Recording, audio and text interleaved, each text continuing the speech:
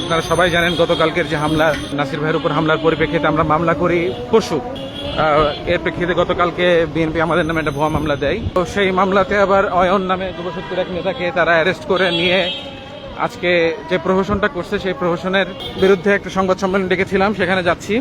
কিন্তু পুলিশ ওখানে অবস্থান নিছে আমাকে অ্যারেস্ট করার জন্য। ডানে ডানে ডানে ডানে অ্যারেস্ট করতে পারে, তো অ্যারেস্ট করলে করুক, সমস্যা নাই। পুলিশের দায়িত্ব পুলিশ পালন করুক, আমার দায়িত্ব আমি পালন করব।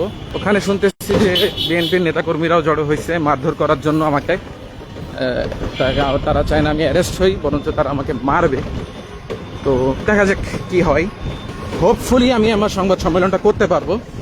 পুলিশ যদি অ্যারেস্ট করে তো সেটা ভিন্ন আলাপ, আর ওরা যদি মারধর করে তাহলে তো কিছু করার নাই। আল্লাহ ভরসা। এখানে রাখেন।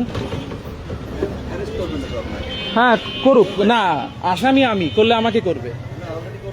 হ্যাঁ হ্যাঁ করলে করুক, সমস্যা নাই, কোনো সমস্যা নেই।